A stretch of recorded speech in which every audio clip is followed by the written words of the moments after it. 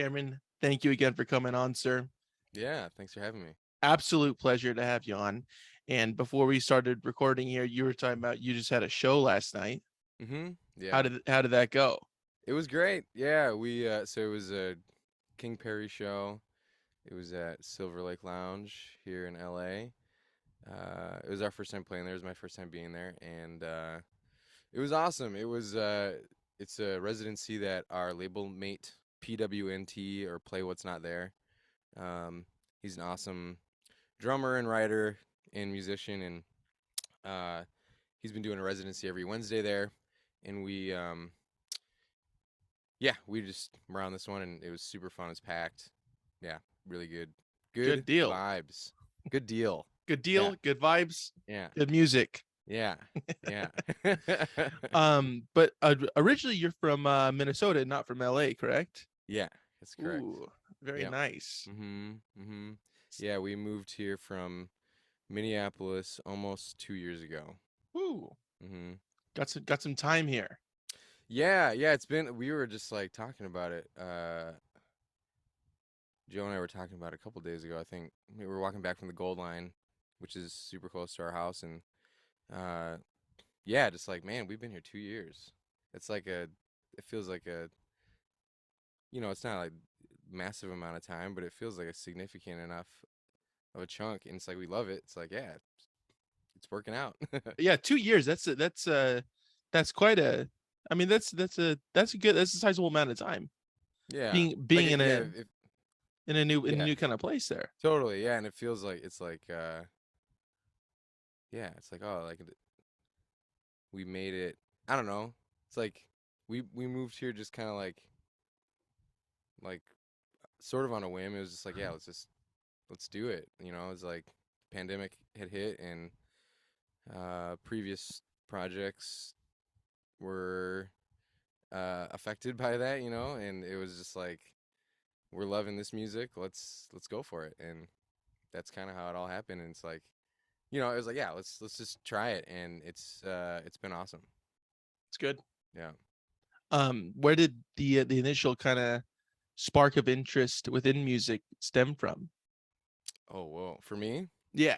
wow. So I've been singing my whole life, and I feel like the initial spark, uh, probably through singing around the house. I think like my mom has a great voice. So does my sister. Um, and we used to sing around the house together. Um, so I feel like yeah, like that was sort of like the initial love of music super early on, and then I started playing piano when I was like 5. Um, which I'm super grateful that I started out on piano um, at an early age, just because like piano is a pretty complicated instrument. Like, Oh yeah. it's nice. There's a lot of ways that it's nice, like the layout of it and everything, but like, two hands and you're doing everything, and like melody and accompaniment, just like constantly, and reading both clefs and stuff. It's just like, I think it great to start out as a kid because you're like not questioning any of that. You're just like, no, this makes sense. And it can be frustrating, but it's like, at no point is it like as an adult, I feel like approaching it would be much more complicated because you'd be thinking too much about like how how complicated it is or something. I don't Right. know. Absolutely. Yeah. Um, And I mean, and that feeds into like what like you're more prone to even like learn a new language at like totally. a younger age, just because your Mm-hmm. mind is like more flexible with it. Yep. Yeah. Yeah. Yeah. Feels the same. So, yeah. So I started playing piano when I was 5, and then uh, then joined band in whatever 6th grade, and started playing trumpet, and fell in Ooh. love with the trumpet too, and uh, yeah. So that's kind of like the initial. I guess the initial spark was like at home doing that thing, and then just kind of went from there. So yeah. You stem from a musical household, it seemed like.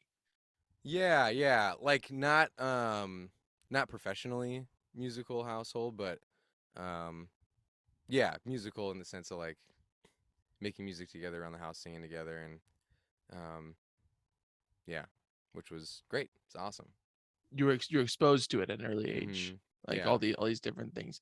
Mm-hmm. If you hadn't been exposed to it, if your parents and your siblings were not involved with music at all, do you think that you would still have this kind of connection with it that you do now?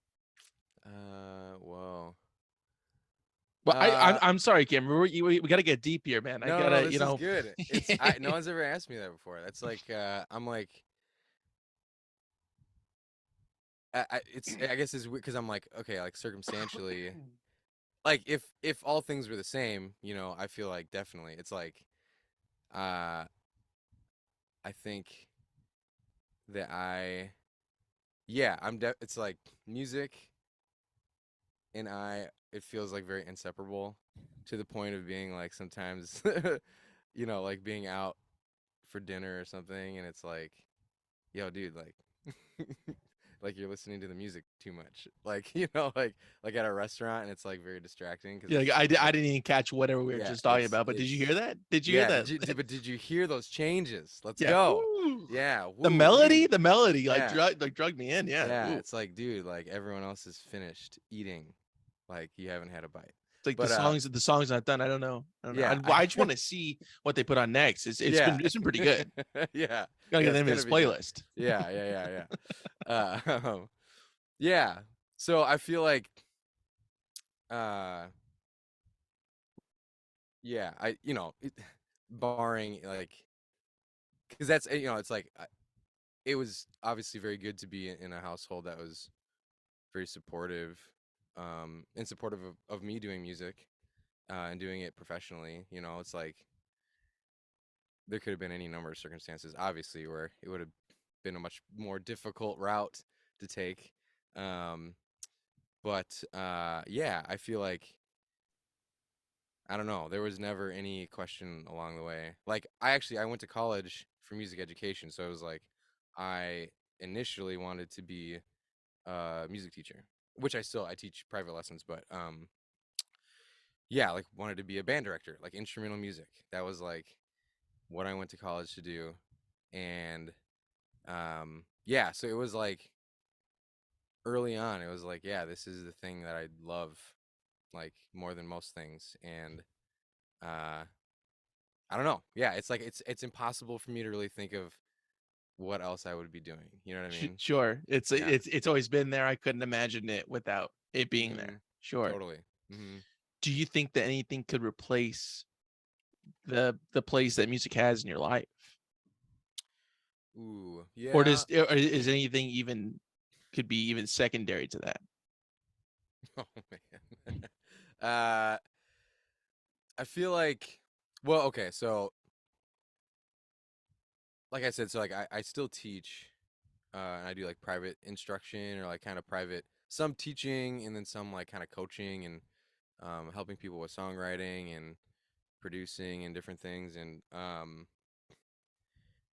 yeah, I feel like, even though that's in within music, like uh working with people in that capacity also feels like something that, like those both like performing music and then like working with people in the sort of like helping them grow in whatever they're doing. For me, specifically, it's been in music. Um, but also, it's like some of the lessons sometimes it's like, let's talk about life. Like, let's talk about what's going on for you, and like, um, yeah. So I don't know. I feel like whatever that could be outside of music, I feel like that's the other thing that has felt like it's pulled me and like drawn me in. Uh, Sure. yeah. Sure. How important is it to uh piggybacking on what you said, like we don't exactly, it's not, the emphasis isn't on music all the time. How important is it to have those kind of outside the lines kind of connections with people within music for you? Ooh. Like, oh, we're not, it's like, yeah, music is here, but it's not like the only thing. Mm-hmm. Yeah, that's super important. Like, I've made a lot of deep musical relationships that have also become like really good personal relationships and friendships, and I feel like um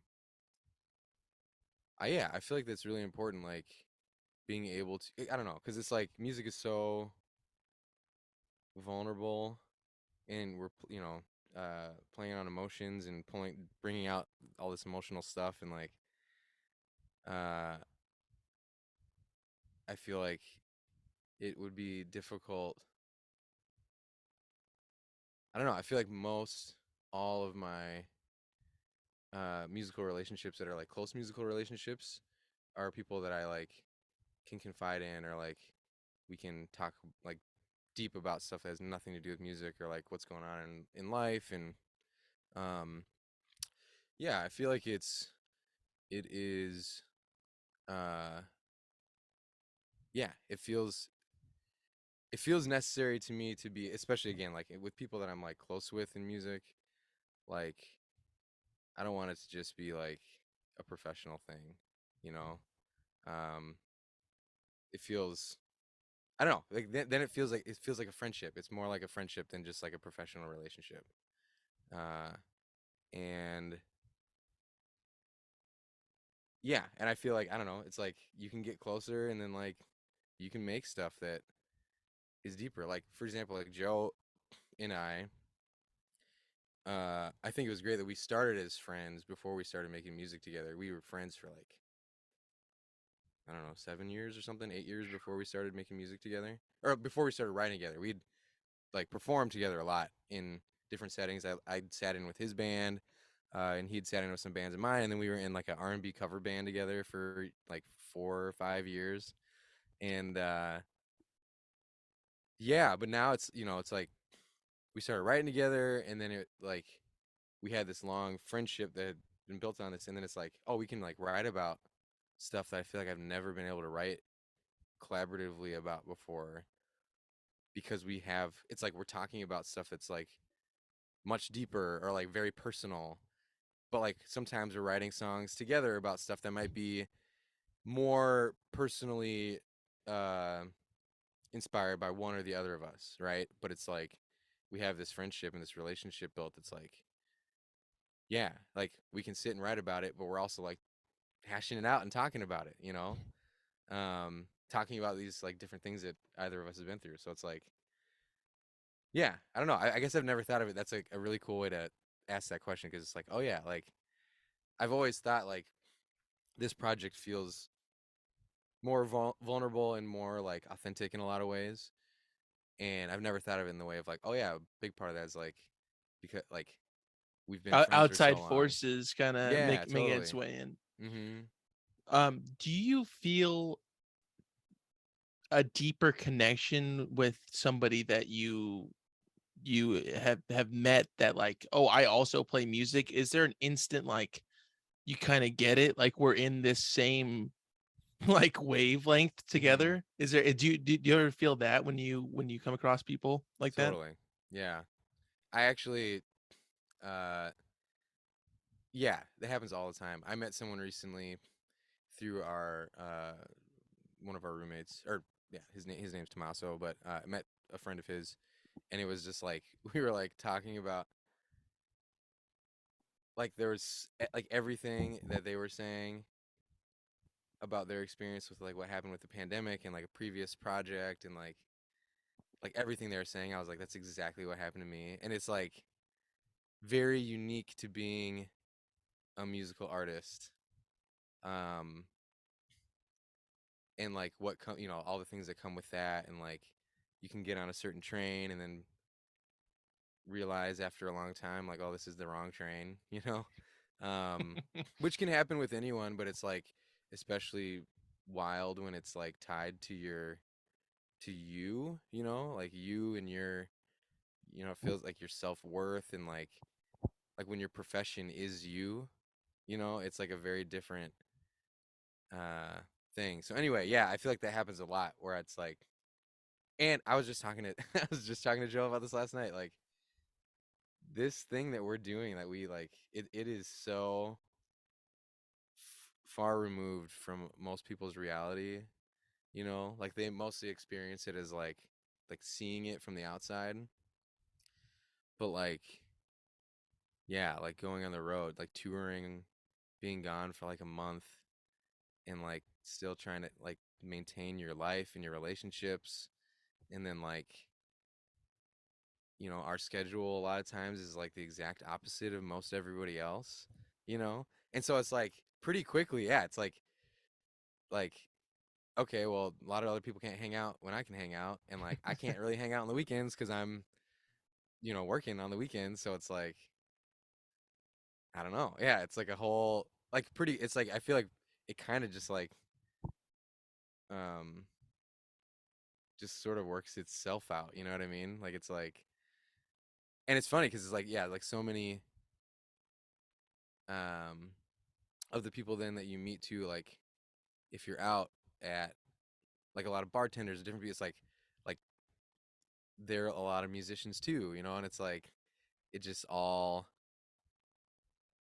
I don't know. It's like you're out playing a show at the bar, and it's like, oh yeah, the bartender's a musician too. Like we all just get it, Like a lot of times, like the manager will be, it's like, yeah, I used to do music, It's like, yeah, like I don't know. It's like we're all brought together because of what we do. Sure. Yeah. Sure.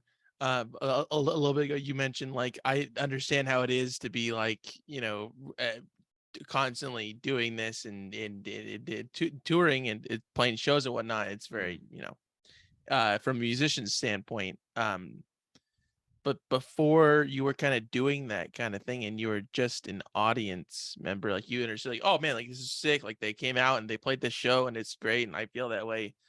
Do, Going behind the curtain as you have now, are you able to be like an audience member still and just be like, I'm just sitting back and enjoying this show, or you're like, that's fucking rough that happened, or XYZ, they probably had to do this and the other, So like loading out was a bitch, loading that back in's gonna be just a hassle and a yeah, half. Yeah. yeah, yeah, yeah. Yeah. So it's the same. I think it's the same thing that I talked earlier about being like at a restaurant and like the music's on. It's like way worse than when I'm at a show. Um, yeah, it's hard. It's uh okay. So approaching this from a couple different angles. So like, yeah, like I have other friends that are like this too. Like if you're at a show and then it's like something's like off with the sound, and it's like, okay, I can tell what's going on, but I'm not gonna go talk to the sound person. No. I have some friends that like it's like I this is all in my head and like I'm having this battle of like, oh man, this is rough, but like I'm not gonna whatever. But it's like I have some friends who be at a show and they're like physically like like trying to like see where the sound, and it's like I'm having that same strife, but I'm just like there's nothing I can do about it. I'm just Yeah, trying this to is be this is here. not your place to be like, hey, but Yeah. come on, hey, Yeah. what are we doing here? Yeah. Like you're not gonna be that guy going up to the No. sound booth. But there's some situations where you're like very close. I haven't done it yet, but sometimes it's like dude, literally like you're giving everyone here like major hearing damage. Like because of the way you have this mix is like very rough. But uh yeah, so sometimes it's hard. I guess as far like but it's it also just depends. Like if I'm at something that I'm like um this is like there'll be certain things where it's like I'm not thinking about that at all. It's like I'm just here to appreciate or enjoy this thing. Um, but like the other side of it too, like I've definitely come to realize that I much prefer to be on stage in front of a crowd than in a crowd. Like I don't super enjoy like I prefer to be if I'm at a concert, I'm like the one that's like I want to be like just listening or like in the back listening or like kind of by myself listening. Uh And I know, like, I don't know. I feel like I noticed that a lot in Minneapolis. Like when I would go to shows, or if I go by myself, like I like go sit up in the balcony at certain places and like just listen and like avoid the social part of it sometimes, which is weird because like when it's my show, uh, I love it. It's like I love being in front of the crowd, feeling the energy, and like talking to people after. But sometimes it's like when I'm out at a show, I kind of just want to like unplug and like enjoy it and not yeah, there's a lot of like the social stuff sometimes it's like can be overwhelming, I think. But Sure. yeah. The social aspect of a show is just it's just so prevalent, and it's like it's just gonna be there, and you better be ready to be saying hello because Mm, there's bound to be somebody there, yep. which I like that. I actually like Mhm. going to shows alone as well, which is nice, and you get to Yeah. like, all right, cool, like like if nobody can go to this show, it's like, all right, I'm not gonna not go to this. Mhm. Yeah. Yeah, Yeah, and it's like again, like going if you're going to a show alone or going to do anything art related alone, it's like there isn't the expectation of the social thing. So it's like I feel like sometimes you can like I personally feel like it's like I can dive into it more or something. yeah, Uh, because you're not there with somebody. It's like I don't have to communicate with anybody if I don't want to. I could just like solely just like be involved with this thing, mhm. and maybe you find a deeper connection with it, which is also really rad. And that's not gonna happen every time, but it could Mhm. happen. Or you're like really paying attention to like one part. You're like, I wonder how like they devised that. Like how long, like how many different tries did that like Mhm. guitar lick take until they're like, yeah, Yeah. that's the one. Mhm. Totally. Yeah. both both sides are really interesting. Also, like it could also open yourself up to like social aspects if you wanted to. Like, I don't know Yeah. anybody here. Let me. It's time to kind of start some communication going on. Mhm. Yeah, Totally. Yeah. Yep. Mhm. which I know that you always do, Cameron. You're always like going to the people like, hey, how are you? You know, you're very talkative. I know that about you for sure. You know everybody's name everywhere all the time. Yeah, constantly. Very, very Yeah. social person. Yeah. Yeah. Yeah. Yeah. Yeah. I know everyone's name always. But yeah, It's the I mean, yeah. you live in the Silver It's a Lake area. Yeah. curse. Well, Yeah. you Yeah. gotta know your neighbors. You gotta Yeah. know. Yeah. Yeah. Actually, and I actually live in Highland Park. Okay, well, even Yeah. better. But The neighbors. Know all the neighbors. It's we're awesome, actually. we're venturing out. Next stop is Silver Lake, and you're Yeah. gonna yeah Right there. Yeah. yeah. Yeah. Yeah. We're gonna once I've gotten everyone's name, hmm then I'll move on. Yeah. Super Yeah. easy. Yeah, Yeah. Yeah. it'll be done soon. If you live in the just L.A. County, Yeah. he's coming for you. So Yeah. Look out. be prepared for a handshake or a hug, your choice. Yeah. Whatever. Yep. There's gonna be some communication. Kind of taking a step back a few years now from like more recent stuff that we are talking about.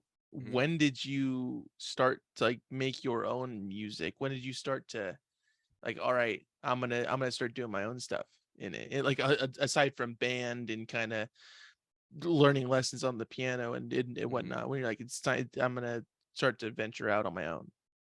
Yeah. Okay, so there was like the first songs ever written, middle school, right? Woo! Uh There's gotta be some good ones. oof. I wish that I could find that notebook. Or not actually. No, And I wish I could. I wish I could. sometimes it's Because better just left undug up. Just like right. that. It is what it Just like is. imagine what they were. No, but because it was like um we had a band, right? But none of us could play instruments. We're in like sixth grade. None of us we'd like maybe just gotten our guitars, as like none of us could actually play. But we gotta write songs. So we just wrote a bunch of lyrics, you know, emotions. Uh but It's pure. It's pure. yeah, and it's like heavy, it's like sixth grade, like it's like directly out on a paper, Yeah, no filter. Yeah, yeah, no filter. just brash. Yeah. So yeah, maybe it would be good to find, like really pick through. But yeah, that was like kind of the first, definitely the first, like trying stuff out. And then um, once I got to college, I started a band um, that we did, some originals and some like standards. I would sing and played some trumpet. And then um, after I finished college, started a band that was kind of my main thing for a long time. It was called Nooky Jones. It was a band in Minneapolis, kind of like a neo soul R&B thing. Um, and that was like when I started. That was like my first project. That was like started to like get legs, and we were writing original music and like starting to get fans, and it was like, um, yeah, like did pretty well in Minneapolis. So it was like that was my like I had all these other experience previous to that, and then it was like right after college, got linked up with a couple guys and started doing that writing for that stuff. Um, and yeah, and that lasted for a while, and then it wasn't until like 2019 that Joe and I started writing. But honestly, it's like this feels like this music feels like this is like the first fully authentic, like for me, like vocally, the King Perry stuff is like feels like my first like me getting like the world getting to see like, oh, this is what Cameron actually sounds like, if that makes sense. Sure. Do you Um, feel like Nikki Jones, for example, was like a huge stepping stone to get to the King Perry kind of stuff that you're doing now? Like that was a huge like bridge between like two kind of different sides of the thing to get to like, all right, this is where I need to be and this yeah, is where I am now. yeah, I definitely. I mean, I learned a lot through that process, um, and definitely like, I mean, it was a really badass band. The band was killer, Yeah. I seen and some clips. It's like, whoa, like that's you guys are tight. yeah, a super tight band, and so that was awesome to get to share the stage every time we perform with like super top caliber musicians and improvisers. You know, everyone's coming from like a jazz background. Um, and so that was all awesome. And then I think it also, you know, like I learned a lot through the process about like what I do and don't want for myself as an artist, and what I do and don't want to be writing about, what I do and don't want to be personifying, you know, like I feel like it definitely taught me a lot. Like it literally like it taught me what I want. You know what I mean? Like it was like, okay, like now I know what I want and I have to go after it because like it felt like there's no other option. You know, like once you know what you don't want, uh and it's like things that you're again like that your worth is tied up in or your identity is tied up in, you know, it's like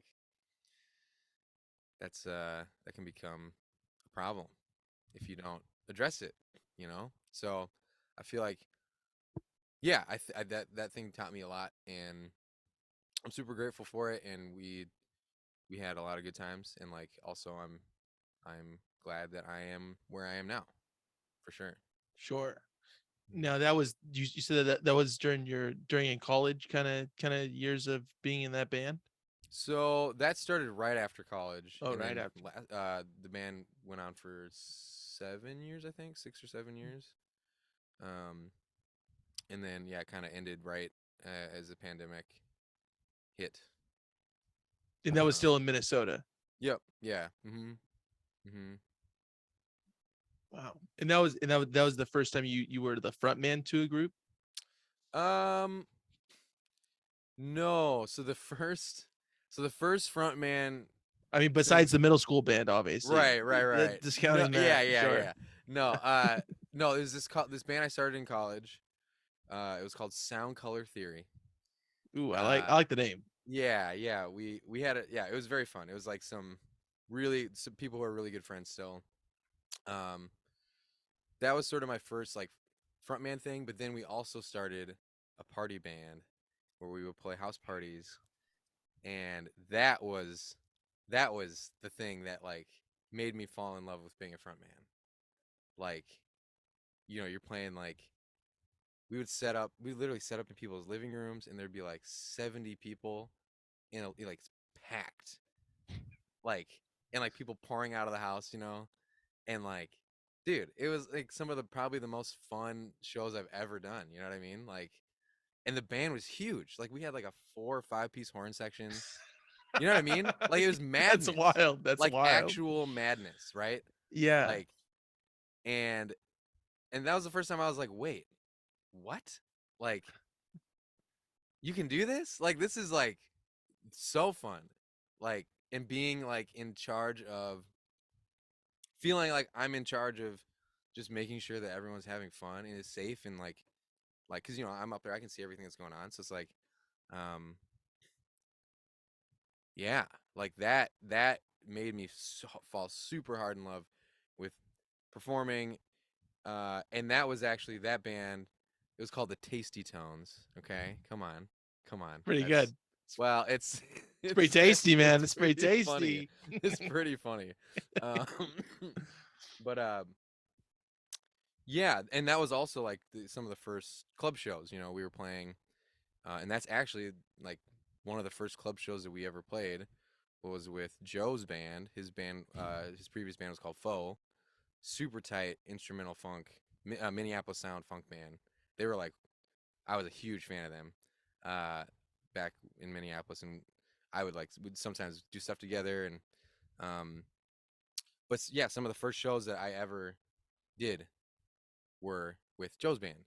And so like that's how we Wow. first met. It was like we were all in college, uh, and started these bands that were doing like funk and soul and like large bands with horns. Um, and yeah, so anyway, that's like I feel like that band I always point to that as like that was like the first time because it's like before it's like you'd see a show or whatever. It's like that was the first time I actually like felt it and did it. It was like, whoa, this is like a whole nother thing, man. Yeah. Sure. Taking a step back from those years and going Hmm. back in the college years, how much did your time in school affect the way that you made and make music still? Hmm. Did it have any effect on it at all? Yeah, huge effect. And you're asking some killer questions because these are I all things. appreciate it, sir. No, these are great. Yeah, because I'm like, these are all things that I talk to people about all the time, but people don't sometimes ask. And it's funny because uh, I have a particular take on this.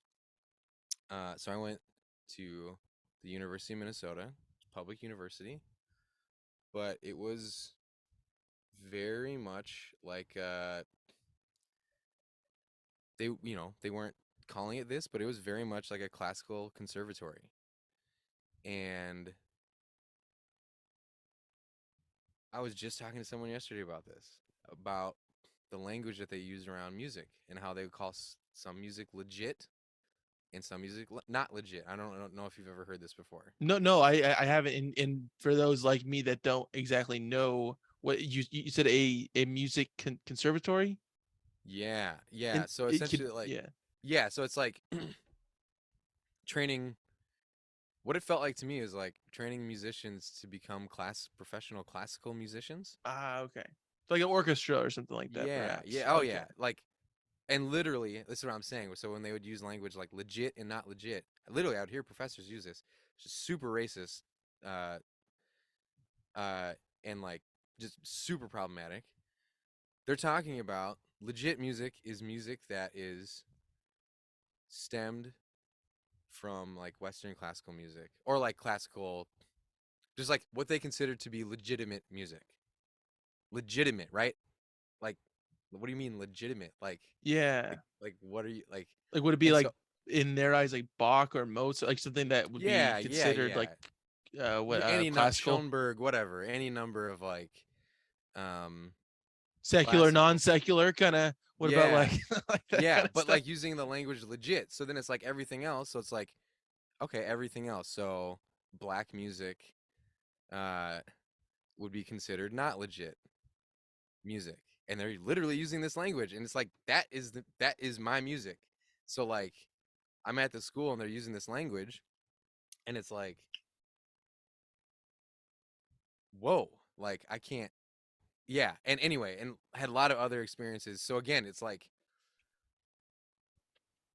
in one way, right, hearing that kind of language kind of make like, and then being around this world where they're like, the way that they talk about classical music, and it's like all that we were studying. Literally, man, I'm telling you, in my music history course, we had one day, one day, I'm pretty sure. So we took whatever 4 years of music history.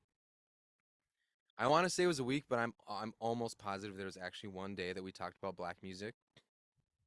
One. Out of all And 4 years. out of all 4 years of music history, one day that we talked about it, and literally the professor was like, honestly, it doesn't even really matter. Like, you don't really have to pay attention to this because it's not going to be on the test. Yeah. So this is what I'm saying. So you're asking me this question about, did it affect me and how I feel about and how whatever? Yeah, absolutely. Like, I felt like, again, this is another experience where it's like, I'm hearing all this stuff. I'm experiencing all this stuff, and it's like, dude, this is not it. This is not it. And actually, this is extremely problematic. And I don't I don't want anything to do with this. And also, it's like wild because it's like you you are training all these musicians to play legit music. Where? And for who? And for what money? Like it Those was are all like valid points. it Yeah. was like wild. I'm like watching all this and I'm like, what orchestras are all these people gonna get into where they're gonna make a living playing You know music? the neighborhood one, Cameron. Come Right. on, Yeah, yeah, right. what Sorry. are you Sorry. talking Yeah. about, man? Come Yeah. on. I Yeah. mean, I cannot turn down a Yeah. street without And seeing. without seeing it's 80-piece orchestra Yeah, come on, where pal. everyone's making a living. Come on. Everybody's in an ensemble. Come Yeah. on. Yeah, everybody. Yeah. Gosh, dang it, Yeah. dude. Yeah.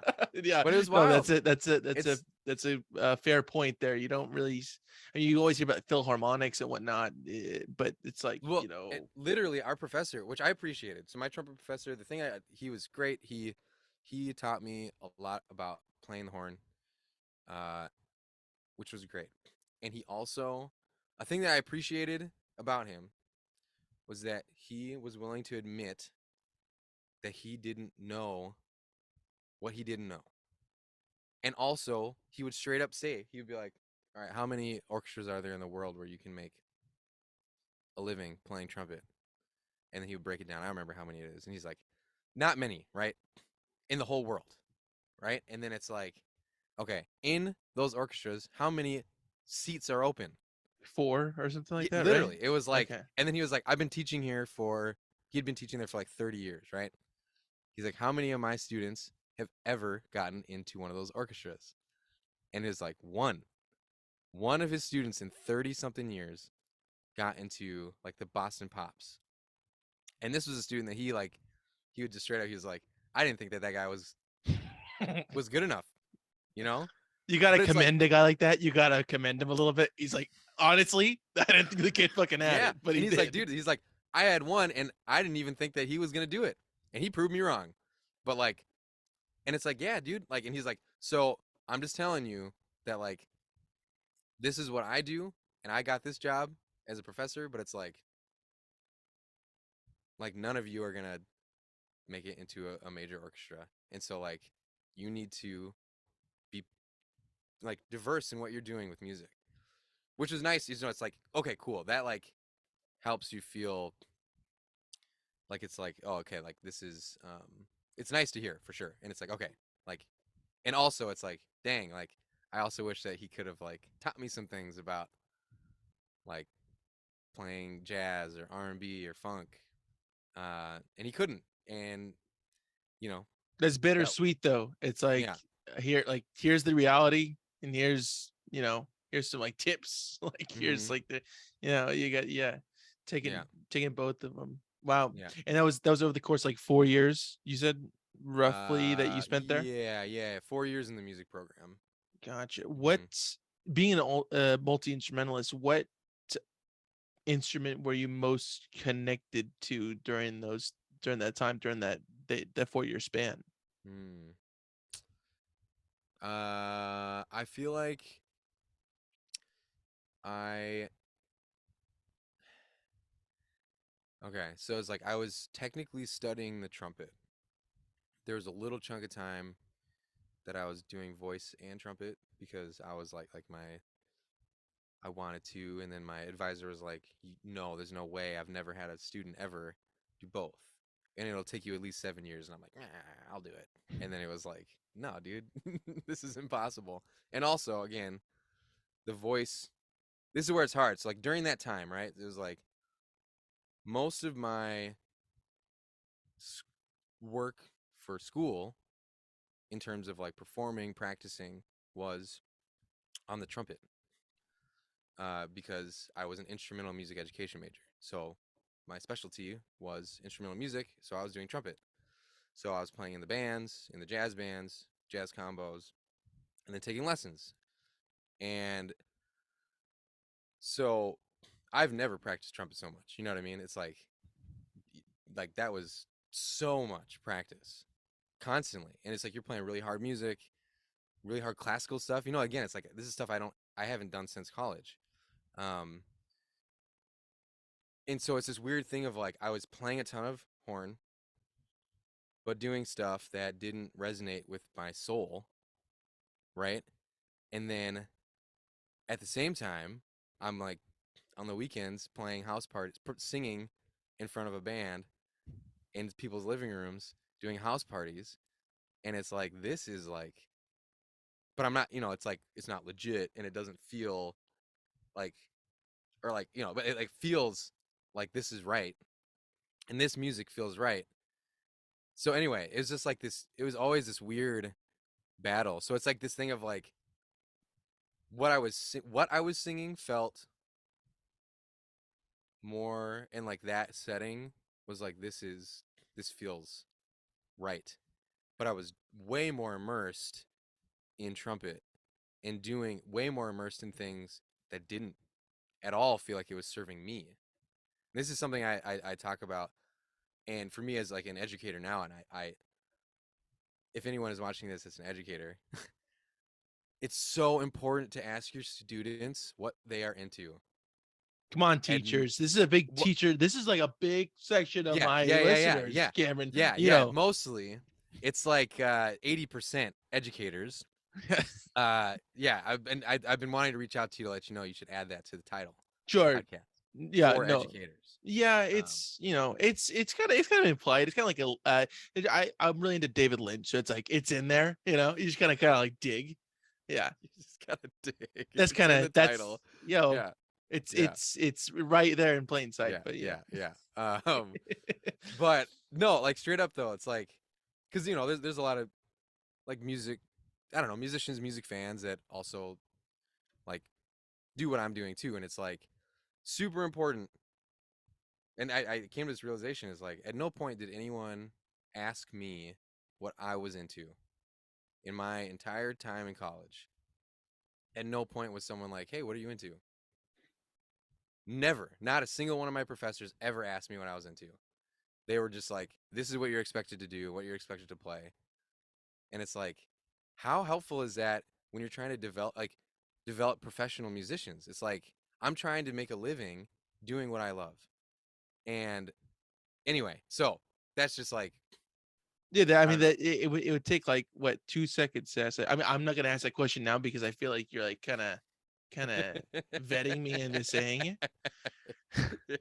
No, but that is on a serious note, very very important to be able to be connected and kind of see what you're wanting to do, and not just working towards a goal that's not even yours, really.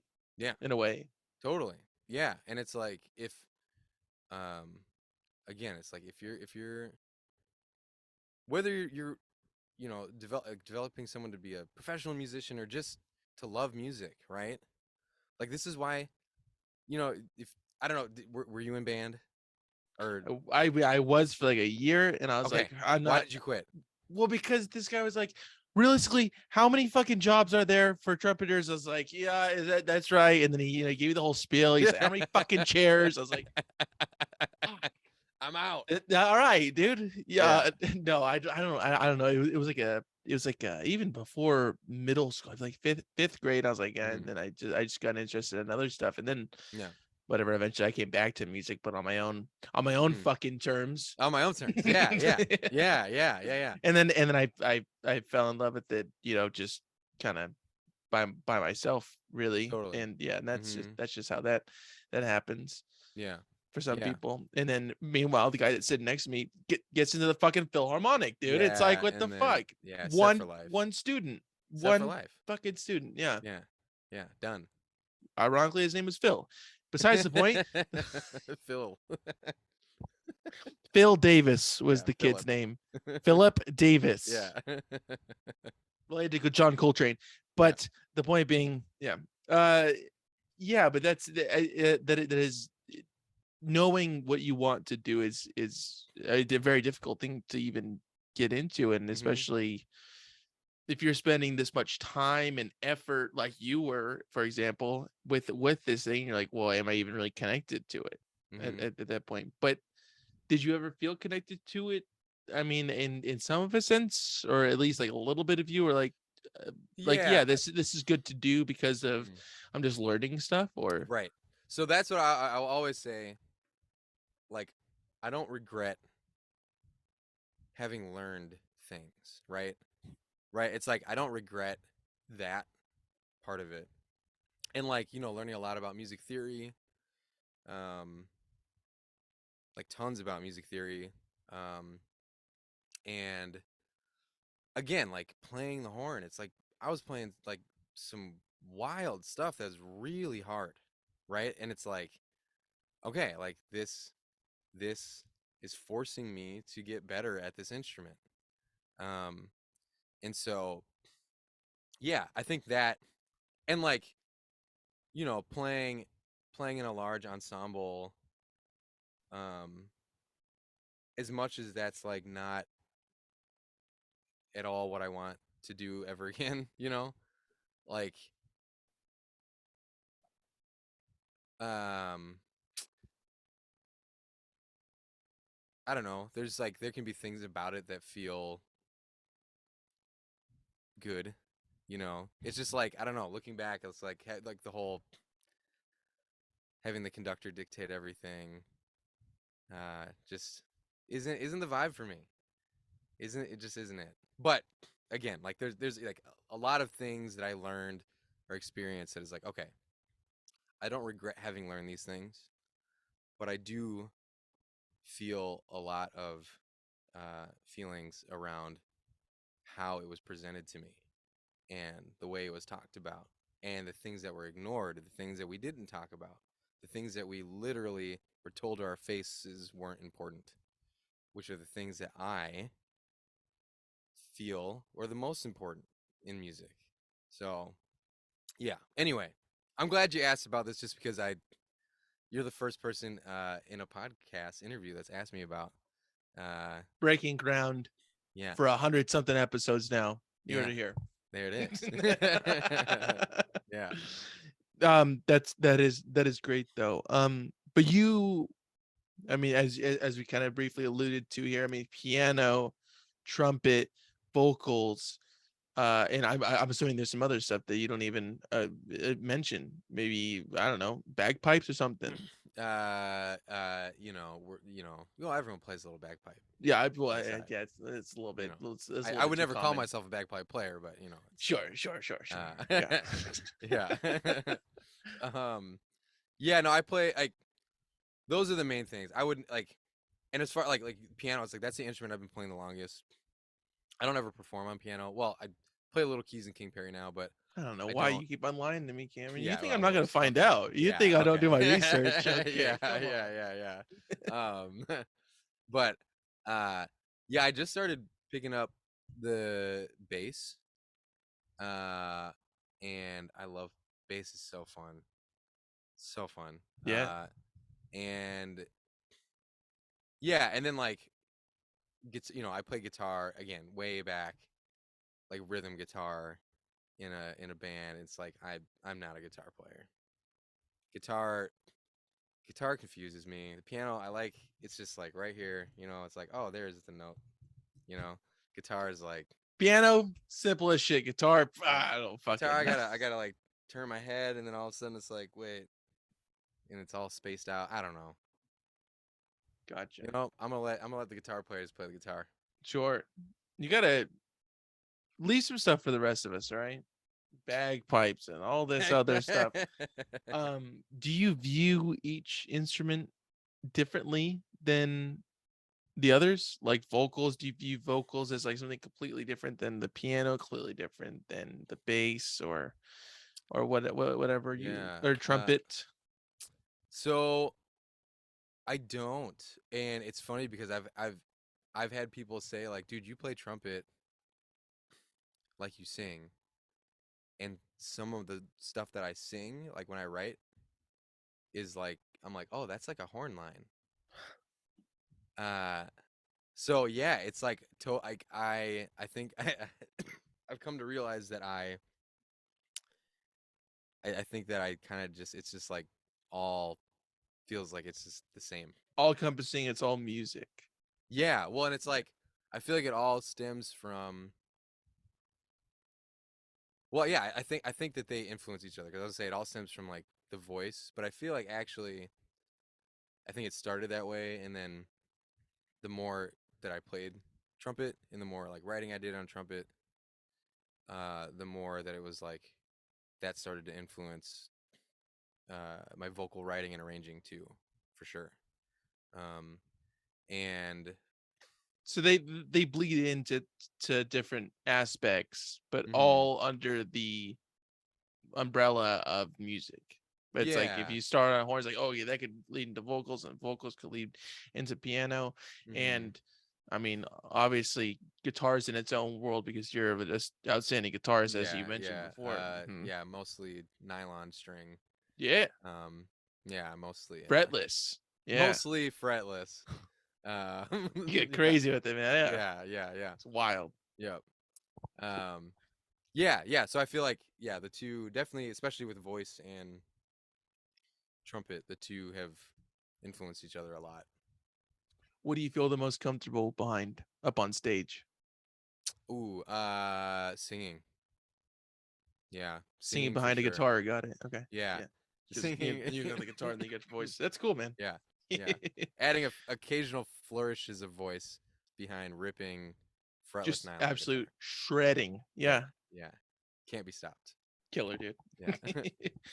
What made you want to move to LA? When did you decide, all right, it's time. I gotta Yeah. It was sort of on a whim a little bit. Um, but we decided in I don't know, it was like August, I think, of 2020. So we moved, it was pretty quick. It was like July or August of 2020, and then we moved in November of 2020. Um, and um, yeah, I don't know. It was like I had always told myself that I would not move to, the coasts, unless I had to or something. You know what I mean? Like it was like something that was like, okay, like it makes sense. Like you have to go, right? Like I always was always what I told myself. And then pandemic happened, and we were doing this. Yeah, we were like doing the new thing, the King Perry thing, and it was like starting to get some legs, and it was like online, like we'd never really played any shows. And then it's like this song that we recorded in Joe's bedroom in Northeast Minneapolis, uh, that we weren't really expecting to even become anything, like started taking off, and it was like, okay,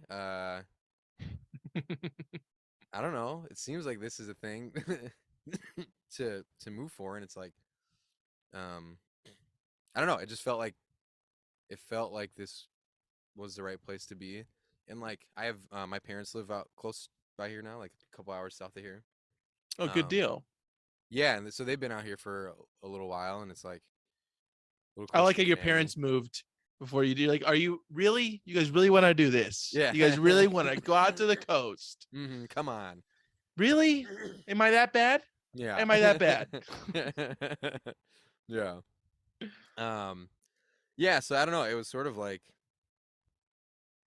the idea was floated, and then like, yeah, and so we just did it, and it was a very good decision for sure. Meeting Yeah. people, neighbors, especially. Yeah, yeah, yeah. Mm-hmm. Good all Straight around. up though, actually, that's the real thing. I I never had this in Minneapolis. Like this, LA is a much more like there's some cities that are very like New Orleans is super like this. Like everyone just says hi, you know? Like literally it's like if you're just walking down the street in New Orleans, like everyone's saying hello to each other. You're constantly making friends, you know? Like LA, I feel like especially our neighborhood for sure has been like yeah, like I know all my neighbors. Oh, I that people was do say hello to you? yeah. Oh, that's fucking wild. All right. Yeah. I gotta Is that not has that not been fuck no, not yeah. for me. Not for me. But I live in Orange County. That's not the okay. case. And Yeah. I you know, in LA, it's not like the case for me either. You're just a Yeah. likable guy, Cameron. Just Known well, I know shredder. everyone's names. I know everyone's names, so it's fine. Yes, yeah. Um, Yeah, that's yeah. why they're saying hello to you. Yeah, yeah. You They're get like, that "Hey, special Cameron." touch. Yeah. Yeah, yeah. Hey, Yeah. Um, across the street, you're like, yeah, hey you, hey you, hey guy. hey, hey. But I mean, you only say that just because you Right, just want to be. insert name, you know. Well, Yeah. yeah, because you don't want to out anybody. A, Yeah. you don't want to not try to dox anybody Yeah. on the real name out there, Yeah, and B, yeah. it's like it's kind of more personal when you're Yeah. kind of more laissez-faire about the name. Right. Hey, Yeah, there he is. hey. Look There who they it go. is. Look, Off down the street. off down the Yeah. street. Yeah, Yeah. yeah. Yeah. That is interesting. That is your, and that's cool. I've tried to implement waving Mm. Mhm. to my neighbors, Mhm. Not but happening. no. I mean, some do, Yeah. some are like, fuck, it's the people who fucking wave, Yeah. but then others like, no, and I kind of respect that. I respect that Yeah. there's No like, thanks. no, I'm all good. Yeah, not for me. That the only wave you're gonna get is one of those like, all right, you can stop. Still kind of avoid that. It's like, all right, really? That's as close as you're gonna get. Yeah. But I do enjoy that how are Yeah, you? quick. Yeah. Yeah. Yeah. But I feel like it might be like particularly this like neighborhood and like this little strip here. It's like literally everyone says like everyone is just like saying hi, everyone's stopping at everyone's like front. What's up? Good to see you. You know, it's like I've never had that before. Your quadrant, not even, but not in Minnesota. That wasn't No. prevalent. No. Okay. I thought that it would be like more No. out there. Worse. Worse. Worse. It's just like a Yeah.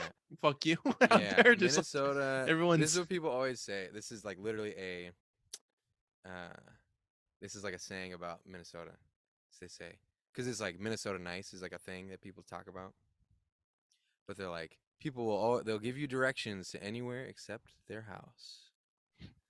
That's like straight up though. It's like that is like the vibe. Not not everyone, not everyone's trying to be like that, but it's definitely Not like you, not you, right? not me. No, You're, I'm serious. I'm like walking down the street in Minneapolis, like smiling, people waving, and it's just like, and they're like, what the like, fuck are you smiling about, okay, asshole? sorry for trying to say hello. What is so nice about your day? Yeah, yeah, right. You know what? Not everyone's having a good day. What am I doing? Sometimes I'm not having a good day. I'm not trying to, you know. And then you go, hey, fucking relax Yeah, and with then I'm that like, hey, shit. calm down, saying hi. Say hi to me. Yeah. Has your move to LA affected the music that you've been making at all? Ooh.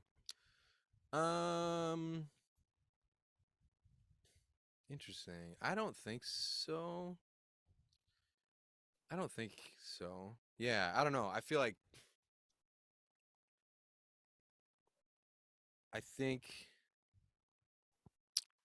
I don't yeah, I wouldn't say that like the place has particularly affected I don't know. Like, there's been like some in some of the new music we're doing, like reactions to being here. So in that sense of like some of the stuff that I've written about since moving here has been in response to being here. Um but I don't know about like the the actual music itself. Um, and it's funny, like I feel like we were already making stuff that sounded super like kind of sounded pretty West Coast in a lot of ways, like Minneapolis sound meeting like it's kind of like West Coast chill thing or whatever. But It'd be this brilliant if this you're West like, Coast chill thing, you yeah, know. yeah, you know it. I mean, obviously, with your neighbors and everything, you Yeah, discussed it. yeah, we all Obviously, talk about it. Yeah, that'd be hilarious if you just swung in a different direction. You're like, we're East Coast. yeah, We're just fully cemented. yeah, That's what we're doing. yeah, Yeah, we yeah, might live here, but this yeah, isn't. yeah. This isn't this isn't what we're about at all. It actually made us write more about being like being in the South. Oh You know? wow, Yeah, interesting. Wow, yeah, yeah. yeah, It's you yeah, can never quite pinpoint it. Wherever yeah, you are, it's just not gonna affect you. Yeah, yeah, yeah, yeah, that's interesting, man. yeah. You're gonna shred either way, though. I know that. Yeah, That's yeah. yeah. It's like you can't stop that. No, you can't. Yeah, yeah, Can't stop me from shredding, man. Yeah. yeah, yeah. Um, but yeah, no, I don't think. Yeah, it's like I feel like subject wise, but I don't know necessarily like. I think Sound. we're just kind of. Yeah. It just always feels like we're, like literally, it's like Joe will send me some instrumental, and it's like, dude, this is wild. Like, and it's like, but he was all, that hasn't, it's not unique to being here. It's like that's always been like ever since the first thing he ever sent me, um, which was just like a demo of something he was working on in his room which was the first, because again we'd known each other forever, and then he just like randomly out of nowhere texted me something that he was working on his like his Tascam 388, and I was like, dude, this just sounds like my brain feels, dude. What is this? And he's like, oh, this is just stuff I'm working on in my room. It's like, so like ever since that, it's like every time he sends me something, it's like adventure. Like honestly, it's like, so anytime he sends me something, I'm like, ooh, You don't what even know is what's about this to. gonna be, dude? Yeah. You Yeah, don't know what you're about to unravel. because sometimes it's something that could potentially be a King Perry thing, and sometimes it's just like his own stuff. Because he produces his own like electronic music that's like wild. And so anytime he sends me stuff, I'm like, I don't know what this is gonna be, but anyway, yeah. Uh, it's all no matter where we are on this little rock we call Earth, uh, West Coast, East Coast, uh, The South. uh, The the South. South, um, in this country we call America. Um, yeah, I feel like it's yeah, and it's like I feel I'm like I with gotta you. sit down with Joe Moore and just be like, it's because sometimes I'm like, how did you come up with that, dude? Like literally, I'm like, how, like, and I've like watched him program drums, and I'm just like, like he works fast. He just gets the drum machine going, and he just starts like adding little things, and all of a sudden, like, you're like, dude, what is this drum beat, dude? This is unreal. Anyway, It's so good to have those people in your life that they're like their gears are moving a different way than yours. You're like, hmm that's fucking crazy. yeah, But you gotta have those people in there like, yeah, oh, maybe I should take something from him, yeah, like because he's yeah, obviously on some other shit, yeah, which yeah. is good to be exposed to. hmm If you hadn't grown up in Minnesota, do you think the trajectory of your music and where you are now even would be different if you had grown up in LA or New York or Mm. Yeah, Florida, whatever? Florida. Yeah, hey, I was I born had in to throw in Florida. the set. We kept on side. See, that's what I'm saying. Yeah, The South. yeah. I like actually I could have grown up in Florida. Like, uh, I knew that yeah, because I did my research. yeah. I, You did. Yeah, of course. you're. Yeah. Like, wait, I don't know if I've. No, Wait. you haven't. I just been Yeah, chatting with people. yeah.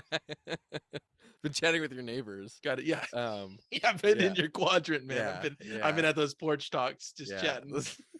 It's like, man, you look familiar.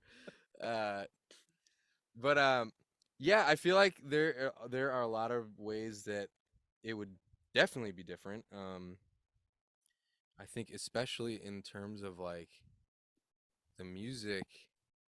Well, okay, so you're saying growing up. I'll first say definitely the music that we're making is definitely like part of the I call it the lineage of Minneapolis, the Minneapolis sound.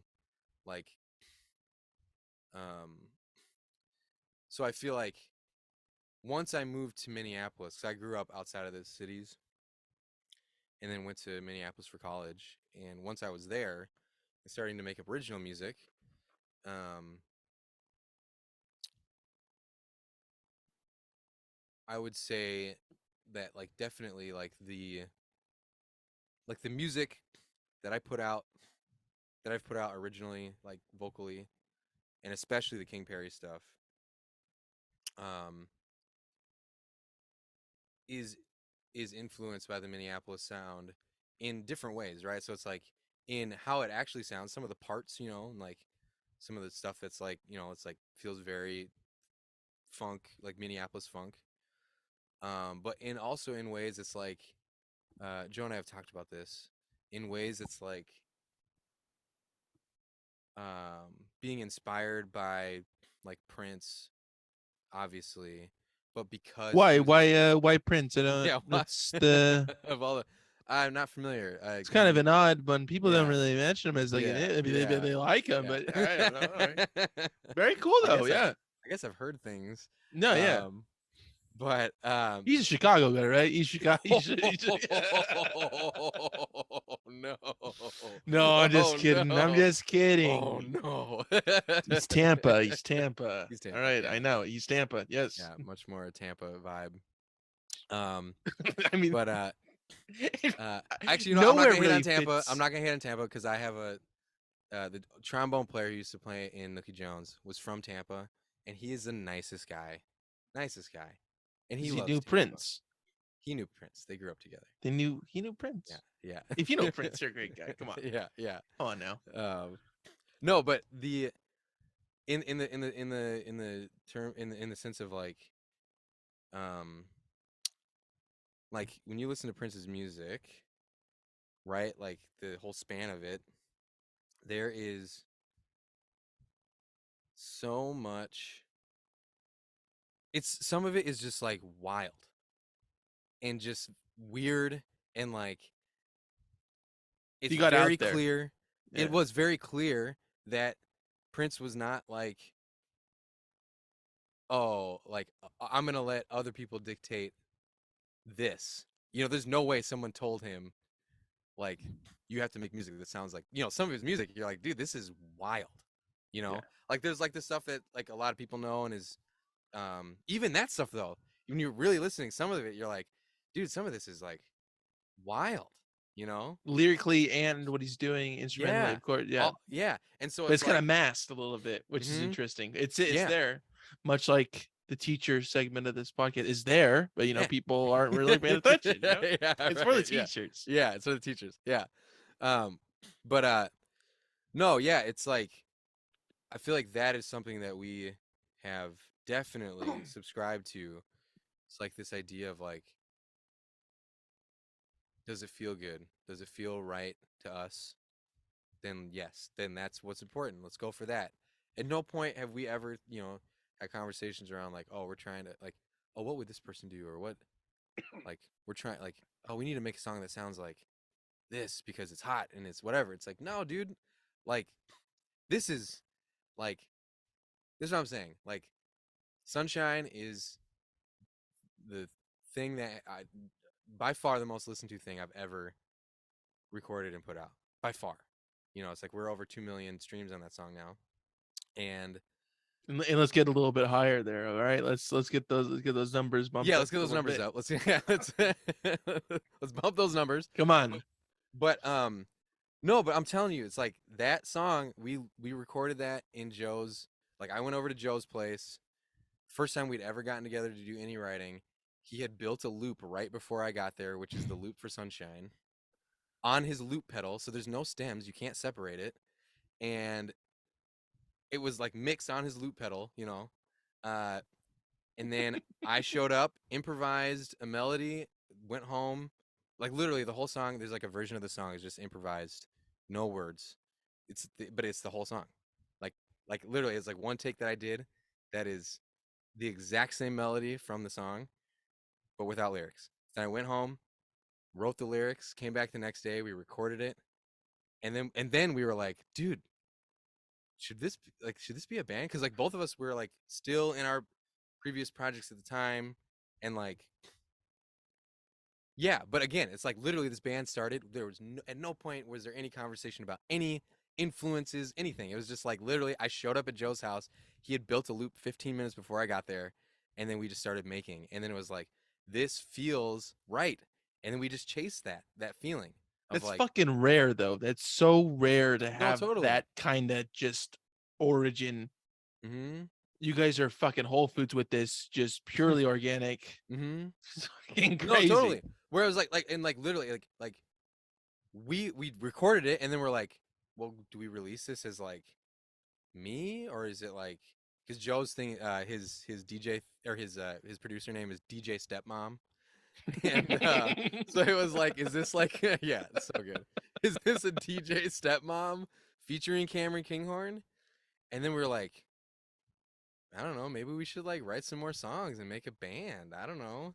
Um, so anyway, that's just all to say, like it's felt super good, and like you said, like I've had previous projects where literally like the first hang was like talking about like, okay, like what are you into, what do we want songs to sound like, what do we, which that's whatever, like some people thrive in that environment and that's for them, that's not and for me. a plenty of tremendous bands and songs have been created that way.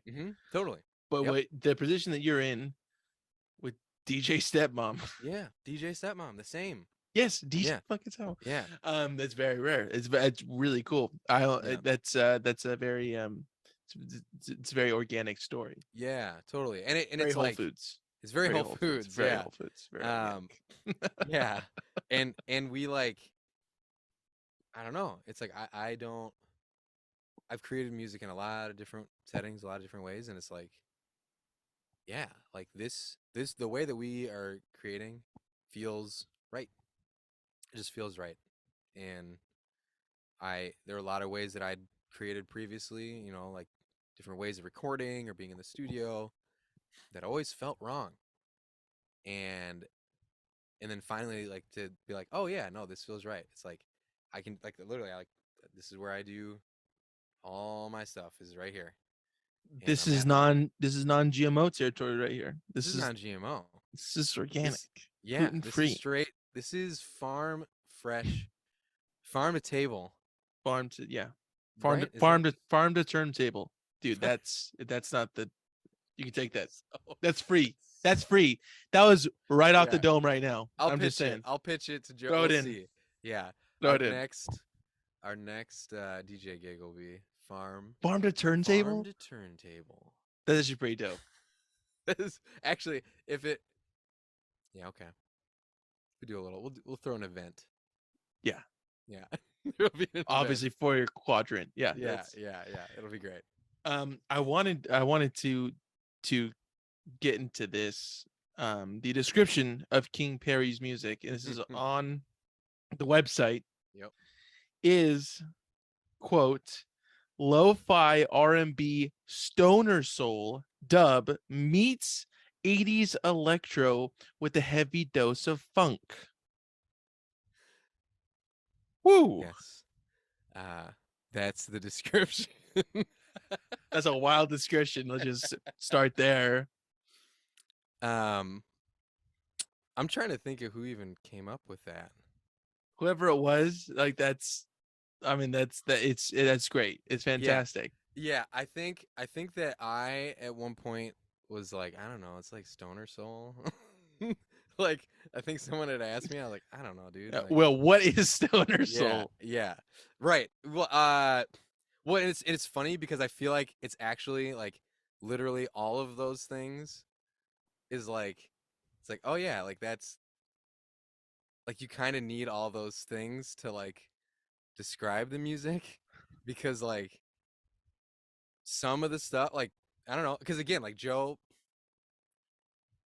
I was never super into electronic music before Joe and I started hanging out, and he was starting to get really into it, and then starting to like produce some electronic stuff. So like some of the stuff that he produces for even for King Pari, um, has an electro vibe, um, and but then it's like electro, but then he's like doing like Minneapolis guitar over the top, you know, and it's like, okay, well, what do you call that? I don't know, like, you It's know, just it's like, no, yeah, yeah, it's new. That's what yeah, you call it. totally, Just call it new. yeah, yeah, you just call it new. Yeah. So what do you? How would you describe your music? New. It's new. What do you Next mean? Well, question. whatever you did here before, it's It's not not that. it. It's not Not it. it. No words to Yeah, describe it. It's yeah, new. yeah. Um, Are you guys farmed a turntable? You get yeah, we're farmed a and who turntable. told you that? Like who the fuck? What Yeah, hasn't been released yet? yeah. Would you say that the soul genre is the genre that has had the biggest impact on the music that you create? Yeah. Yeah. Yeah, I would say soul, soul and R&B, um, And electro music as well. and electro music. Yeah. No, soul for sure. I mean, like Sam Cooke is my favorite artist. Um, and it's okay, so it's like so like thinking like old soul, um, you know, like Sam Cooke, Curtis Mayfield, uh, Marvin Gaye, and then thinking like like so like soul R&B, Marvin Gaye, Stevie Wonder, obviously Aretha, um, and all the like the vocal groups, you know, the Supremes, all that stuff. Um, and then thinking like soul in terms of like like new soul. So I had like so D'Angelo. I'm obsessed. And I remember the first time I heard D'Angelo was in college. Um, and I was just like, this is the most perfect music I've ever heard Now, in I'll my be life. honest. I'm not familiar with D'Angelo's music. Hmm. Is that more more of the soul genre as well? Yeah, so D'Angelo is it classified as neo soul. Um, but a lot of the neo soul artists would I think, as far as I've read, uh don't want to subscribe to that just because it's a very particular thing. And like any artist where you start labeling genres, it's like, what if I just want to make music Sure. and Just whatever be comes new, out like comes out? yourself. Of Yeah. course, you understand that. Yes, Yeah, yes, yeah. yes. You've been in that Just like boat. Yeah. me. Yeah. Yeah. I'm just new. Yeah. Yeah. hmm But yeah, neo soul, like that's like the fusion of yeah, soul, R&B, gospel, and then like hip hop and jazz. um so if like Erica Badu, Yes. Okay. it's like that's all. That's um that's kind of in the same yep, realm. that's like the same era, like they were putting out albums at the same time. um Okay. and So very like this is like similar. 90s or early Yeah, yep. 2000s ish. Late. Mhm. Okay. Mhm. Okay. I know um years.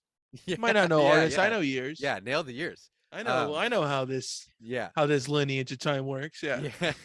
It just keeps going.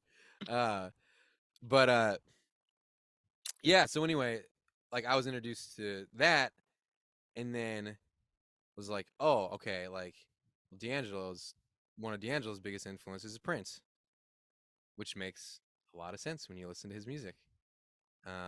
And same with like Bilal. I don't know if you know Bilal, No. is also of that, also super influenced by Prince. Um, so I don't know. It's like, I know Prince. I yeah, mean, hey, Tampa we go way King, back. baby. um, Yeah, yeah, we're really tight. yeah, but yeah, like, yeah, I don't know, like kind of an amalgamation of all that stuff, which is obviously all very interconnected. Um, yeah. Anyway, so if that answers your question about soul, It does. yeah, Thank you. I appreciate it. yeah. Is it? Do you find it easier in a way to create music for King Pari because there's so many different kind of avenues to pull from that it's like I'll take a little bit of this, a little bit of this, and like it's all good because we're just expanding on this idea of a lot of different genres being within the mix. Mm-hmm. Yeah, totally. I mean, it's like, again, like the great thing about it is it's like uh we both are just, again, we're just chasing what feels good and right. So it's like if I'm putting down a vocal on a thing, I'm not thinking about anything, honestly. Like it's just Free whatever's, flowing, yeah, right? whatever's coming out. And then yeah, and then it's like this is why I'm like the we're working on a new album and I'm so excited because I feel like the EP has like a kind of in a certain way, like a specific sort of sound. There's like a lot of different things on it for sure. Um, but I feel like the full length we're like going even further in a lot of ways. And like there's some stuff that in some ways feels very similar to the EP, in some stuff that's like very different. Um, in ways, but it feels very authentic to us and like makes sense. Um, and again, that's just because again, it's like Joe just staying up late, coming up with some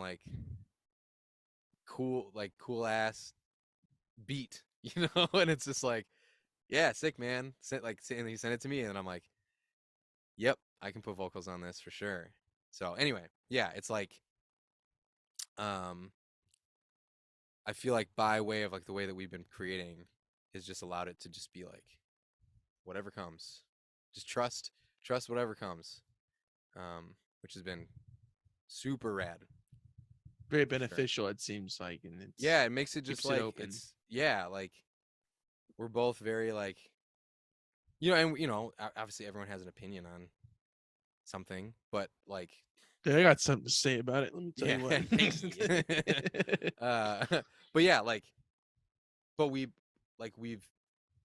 we like trust each other and each other's tastes and each other's um abilities, so it's just like, yeah, dude, that's awesome. Yeah, it's been great. Do you feel like that's the key component of what separates King Perry's music from all the other kind of different things you've been in is just freedom in a sense? It's just like Oh yeah. just Hmm. openness and just being like, Totally. well, we'll fix it if it needs to be fixed, but let's just Hmm. non-GMO it, No, if you will. totally. No, but straight up, like in what you just said, even like, so freedom, like this is the first time it's felt like freedom and like play, like Nothing this is serious. fun. Yeah. Like this is just fun. And also then what you said about oh, we'll fix it, whatever. Like literally, like early on, there were like times that Joe would have to say to me, like, dude, we can't do that anymore. Like you can't track that vocal again because like you're gonna kill the vibe. Like the first time that it was like, oh, we're not gonna do like a bazillion vocal takes. Like it's like, no, dude, like we're gonna kill Let the it vibe. let it breathe. Let it Yeah, let it let it just be. like Yeah. dude, you did it. Like what? Like you did it, and it like listen to the performance. You know, not like, oh, like oh, You gotta it's go, like, dude, what? We're not yeah, gonna, all right, yeah, well. no, and it's like He's inviting you back to the other side of the totally, booth. absolutely, Let's play it yeah, back. Let's see how you like it. See? yeah, We got it. yeah. But it's see, and you're saying inside the booth, no booth. Yeah, I I don't was want a I was booth. using it No, no, metaphorically. no, All but right, no, no, no, no, I'm but sorry. yeah, Cameron, yeah, I'm yeah. sorry, dude. Come on. Okay? Yeah, bring up All right? booths. How I dare know. you bring up booths? I know. I know. Um, I know. no, no, but Because Minneapolis and Boots, I yeah, know. yeah. And if you guys don't know what we're talking about, I mean, just open up your textbooks. It's in there. It's The old Booth War. yeah, the old booth The war. old Oh Booth no. War. Yeah. Yeah, we lost a lot of good men in the old booth war. The old Booth War. Yeah, boothed. Um, but yeah, This no, discrepancy is how you say it. But yeah, anyways, yeah, yeah. please Everyone. continue. It's regional. Yeah. But uh no, but no, like straight up though, it's like actually like you're talking freedom again, freedom from like I thought that you had to record vocals in a vocal booth because that's how I did it. You know, I was like, oh, this is how you have to do it. You don't have to do that. You don't have to do anything. You have to is not even Yeah. shouldn't even be in the context of it. Yeah. But it's like Uh, it gets in ingrained in your mind, like, oh, well, this must be how everyone else is doing it. And until you do it in a way that's like, oh no, like, oh, now I'm doing it in a way that I want to do it, and I'm getting a result that I like a lot better. So that's the way that's right for me. yeah. But like it took me years. It took years of doing it a way that always felt wrong, and um, to get to it, and then all of a sudden it was like, oh no, this is right.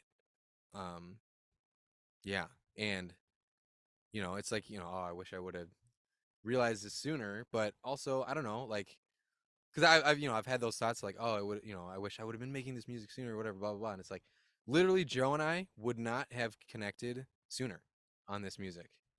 You know what I mean? Like It there's just no it had to be at that it time, happened at when it that happened. moment. Yeah. Yeah, like we both were deeply immersed in other projects, and like there was no other route. And then he happened to start to mess around with his Tascam at when he did. He got this Tascam and happened to start messing around right at a time that like I don't know. Yeah, so it's like if it had happened earlier, I don't think that we'd be doing what we're doing. So Wow. yeah, That's yeah, wild. yeah, The name King Perry, your yes, name and Joe's name, last yeah. names or middle name for Joe? It's Middle name for Joe Joe Paris? Paris. Paris, yeah. Paris Christensen, which is who we've been talking about and Yeah, who we've been referring to this whole time as Joe is the other half of King Perry. yeah, aka DJ Stepmom. Yeah, DJ Stepmom, yeah, which can't get is enough. it's a sick name. It's so good. And the man with the gears that just move in a different Yeah. direction. That's Ian. He's a crucial person. Hmm. Everybody needs to have their own Joe in their lives to be like, oh, Gotta whoa, have your own Joe. that's I mean, it's a crucial Yeah. or not even if you don't even do music, No, no, no, you're no. just an educator, perhaps, Especially if you're if you listening don't to do this. music. Yeah. Yeah. Second grade teachers, you need Yeah, to know. that's usually the You need realm. your DJ stepmom.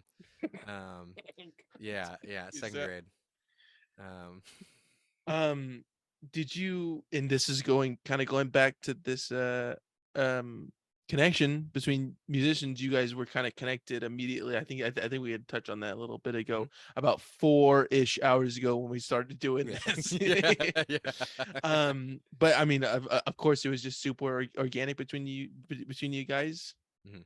and and how was it pretty early on that you guys were like, let's just combine the names together to do So, King Perry? okay, so literally, this is so okay. So I'm trying to remember why it felt like urgent that we needed to get the name finished.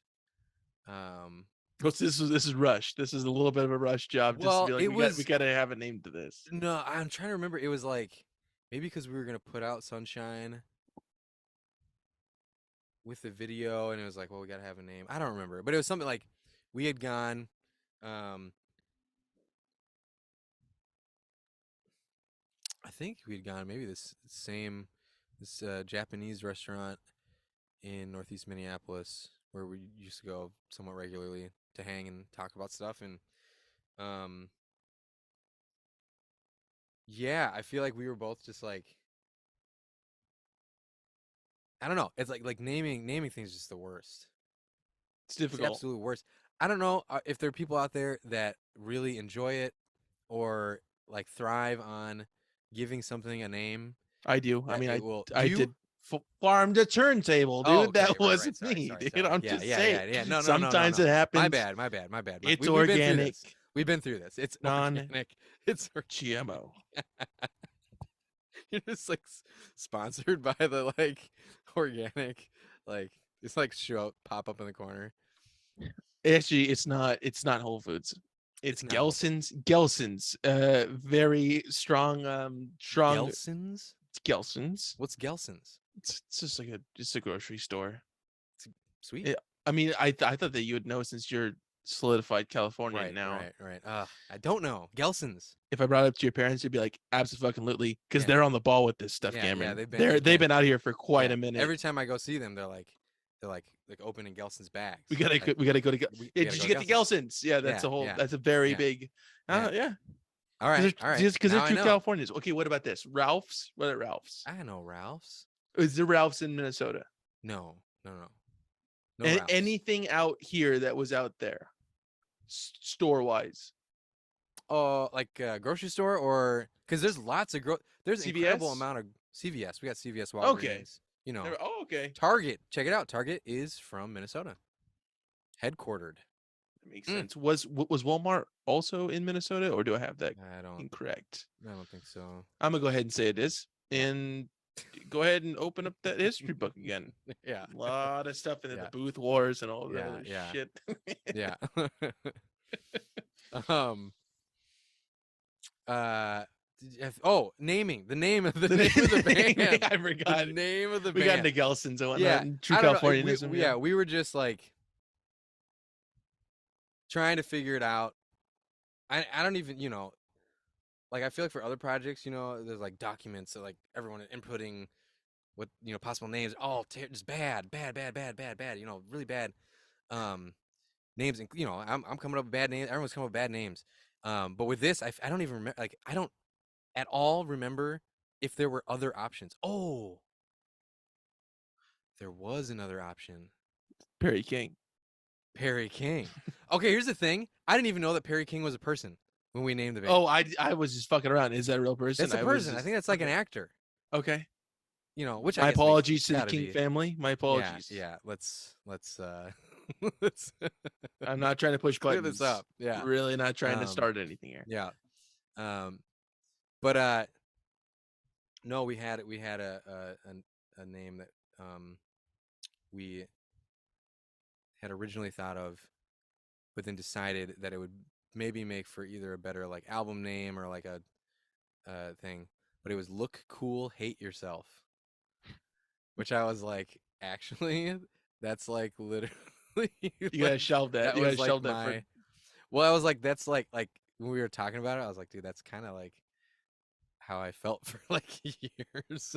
It was like very personal, and I was like, man, maybe that's a little too much. That's maybe a little too much of a reminder. Talking about being vulnerable and shit, Yeah. and being like open Yeah. towards music. That's a little Yeah. bit. That's a little bit too might- open. Yeah, just like every time I'm on stage, like, hey, look cool, hate yourself. But anyway, So so like, yeah, and you're like, yeah, no, yeah, you gotta. Sometimes it's time. You gotta shut the door a little bit on that. Just Yeah. a tiny bit. And you go, Yeah. maybe it's an album. Maybe I don't want to hear that chanted at me at some point. Yeah. Like, oh, that's just a Yeah. hard feeling Yeah. inside me. We that is not literally being we were projected. like, dude, like years from now, we're gonna be like, damn it, like, this felt really cool at the time, and which it is, worn but off. it's later on might be an Yeah. issue. Yeah, like I hate myself. Great, cool. Okay, yes. Tour's been going good. I'm really Yeah. excited to be out here Yeah, and doing yeah. this. Yeah. Is it ever difficult for you to I mean, and maybe this has been a difficulty in prior kind of projects. Was there difficulty in transferring the idea for a song and actually making it into at least like a demo or some sort of like actually getting it down on the piano or trumpet or whatever it might be vocally? So you're saying like from the moment of like having the idea for the song? Yeah, and just or just trying to like let me try to get this out the way I wanted it to sound. Is that ever do you ever come across that, or did you ever come Right. across that earlier on in different projects? No, not really. I feel like Of course not. You're a shredder. Next fucking question. Yeah.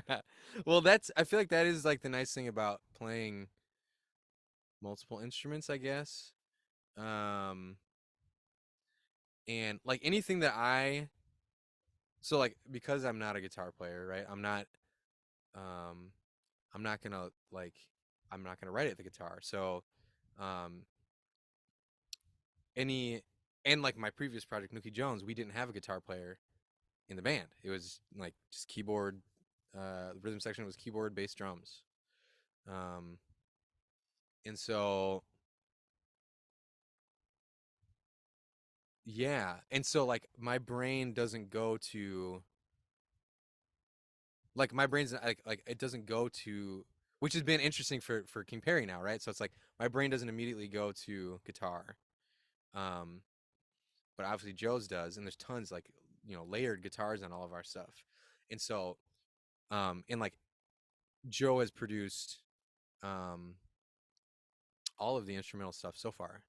Um, and I'm like starting to like, you know, do some things, and it's been very interesting. Like, okay, like if I'm gonna produce a King Perry thing, I'm gonna be coming at it from the keyboard, which is gonna be a very different place.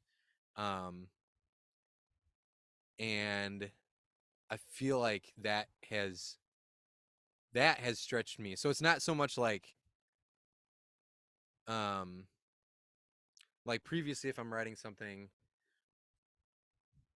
it's been and especially now it's like, I have a like things set up and I set up to record. Where previous like when I was first starting out with Nooky Jones, I didn't have a recording setup, and so it was very difficult then. Much more difficult to go from what's the idea to like getting it into a session. Um, but then once I started building stuff out, and it's like okay, like now I have everything that I need um, to be able to create put what's in my head down. But now there's the challenge of like okay, I'm a keyboard player. I'm not a guitar player, so I'm not writing for guitar. And so like how can I come up with something where it's like I have to also have space there for the guitar to be there.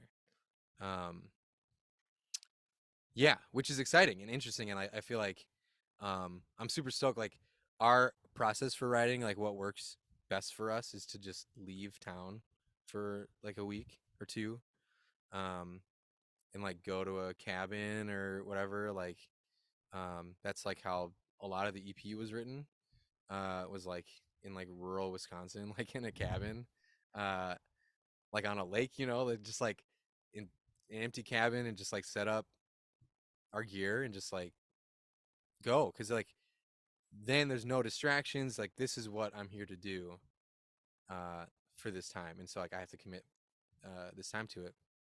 And I'm super stoked for us to do that. Like we're gonna do it this fall some and like we're in a position where we're almost done with full length. So then it's like, okay, like what's next? Like how can we, again, like what's new? How can we explore and like, be creating stuff that, continues to like change and, um, yeah, like, like let's bring some keyboards and let's maybe start a song. Let's start it at the keyboard. You know what I mean? Like we've never done that. It's all been, um, coming from like starting at the drum machine or starting at the guitar or bass. Um, so anyway, yeah, uh, that's yeah, kind of a roundabout way of saying like there's sort of this interesting challenge now of like okay, like how can I create something instrumental for King Perry and have it Sure. feel um, yeah feel authentic to what we're doing together. Totally. That's Yeah. awesome. Do you find you write about yourself more often than you do about outside stuff? Are you Yes. are you more looking inward than looking outward? Mm-hmm. Yep. Which is not always true. But definitely with King Perry, it's almost entirely. Yeah. I mean, it's yeah. There might be like, Don't you lie to me again, Cameron. yeah, Please, come please, on. man. Just Just, yeah. I'm Just asking you, dude. disclaimer at the beginning of the episode. Like, there are several lies. Be prepared. full advisory Yeah, board on full this. advisory. Yeah. Lots of lies. Parental advisory? No, Yeah. just lie No. Yeah, advisory. yeah, yeah. Just He lies. He's gonna it's lie. this is okay. I make your own theory about what is true, what is, Yeah. false. Yeah, it's like He said he Miles shreds, Davis. but he does it. The other guy said he didn't shred. And Yeah. then I don't know. Yeah. I don't know what's going on. Prince is from fucking Florida. What? Yeah. I don't know. There's Really some mixed shit in here that's mixed not accurate. messages here, yeah. But no, it's very personal, a lot of it. And then, there will be some things that are like heavily influenced by a personal thing, especially in the new stuff that we're writing. But like we were like, all right, we want to write a song about being broke. But we're like, I don't want to write a song that's just about being broke. And so then instead we wrote a song about being broke and then finding a bag of cash and everything that you would do with it. Right? So it's like, I've never found a bag of cash. But like, so it's like, okay, like it's definitely a song that's like we're like writing it from like our feelings and experiences, but like it's not a true story, but everything that we wrote in the song is true to us. So yeah, but that, I mean, every this is like the first time that like I every song I'm writing is very, very personal. um and it's funny in some way because like a lot of times people don't like Sunshine, that song. Like a lot of people are like, man, that's such a love that song. It's so makes me feel good, happy. I'm like, dude, that song is not a happy song, but it's purposely not happy. Like it's it is supposed to sound happy, but under the surface, it's very not. It's a Disguised like deceit, kind of like a lie. like a lie, like a lie. Oh no, I I just circled that realized that I'm a around. liar. That's it. This is a lot to take. That's it. Yeah. Yeah. Well, what are you gonna do? So there's a new album coming out, right? I mean, in the It's in the future, works. it's in the Yeah, yeah, works. it's in the So, works. Hmm. Cameron, I appreciate you sitting down with me and chatting, and it's been an absolute pleasure. Yeah, it's been very fun. Thank you. Fun time. But before I let you go here, Hmm. I gotta do some promo stuff. So be on the lookout for that new album. Hmm. It's gonna be great. Lots of lies, deceit, Very, all that yeah, good yeah, stuff. mostly lies. Uh-huh. But in the meantime, before that, you can go check out all the other songs everywhere. You guys are everywhere, right? On Yeah, all all streaming over. Yep. platforms. That's Hmm. King Pari. Hmm. And you people could go find the merch, right? At acrophaserecords.com. Do I have that Hmm. correctly? Yep. Acrophaserecord.com. And you get there's some fun stuff on there. Some stuff is sold out, which is fun for you guys, but Yeah. difficult Yeah. for others. Yeah. The No 45, problem. that Sunshine 45, is gone. I'm like, do I have a copy? I hope Do so. you? Who Or knows? else I'm about to buy it on Discogs. Yeah. Who's selling it? It's Joe. Joe's selling Yeah, it. yeah, He's like, just, hey, yeah, there you yeah, go. dude. How Yeah, it's like, much? yeah, it's shipped How much you to want to and have from our this? house. Yeah. Yeah. And you guys are going on tour soon, right? Yeah, yeah, with In Ginger Root. September, Yep. Ginger Root, starting Hmm. September 13th.